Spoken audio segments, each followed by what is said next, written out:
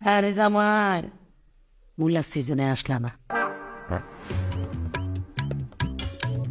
মাছ দিয়ে শুরু করি। মাছটা এ কিটা মা? মাছ মাছের লগি কিটা? মূলা পোলা। সিজনও তো আসলা না, আসলে তোর মাছ রান্না করা লাগতো না। গুড়া মাছ দেই। গুনা মাছের লগে কিটা মা? ওমা মূলা। না। আরে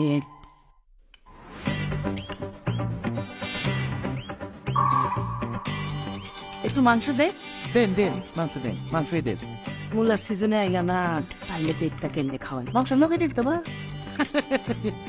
আর কিটা মূলা দেন দেন মুলা দেন। মজা আসছে। সিজনে আইলে জাপানি মূলা দিয়ে মুরগি রান্না। আচ্ছা ঠিক আছে দেন। শুকাত পড়ে গেছো না? শুকাত হয় একটু ডাইল হইলে ভালো হইতো। সিজনে যদি আইতাম তাহলে বুঝতা মূলার সরসরি কেমনে খাওয়া যায়। ভালো ভালো ডাইলের মধ্যে কিটা বসতেছে? আর কি মূলা না নয়। আও ডাল দিয়া মূলার সরসই আমার বিয়ে খুব পছন্দ করে। মা সালাদটা দাও।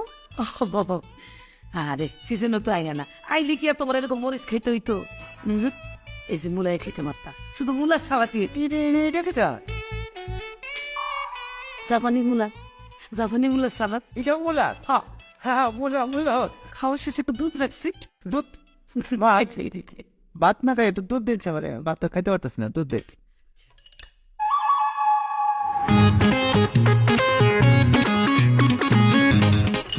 মা একটু খাঁটি দুধ।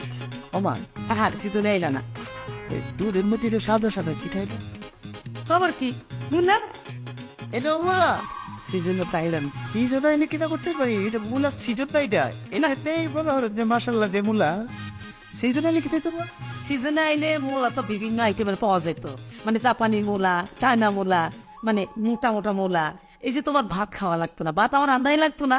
মূলা দিয়ে পায়েস করতাম, মূলা দিয়ে খিচুড়ি করতাম, মূলা দিয়ে আমার হাতে পোলাও, মানে মূলা দিয়ে পোলাও যা মজা, খাইলে একদম মনে থাকবো। তারপরে যে মাংসটা, মাংস কিন্তু জাপানি মূলা দিয়ে গোল গোল করে টুকরা করে রান্না করি, খুব বেশি মজা। মানে মাংস আর দেওয়াই লাগতো, মূলা রান্না।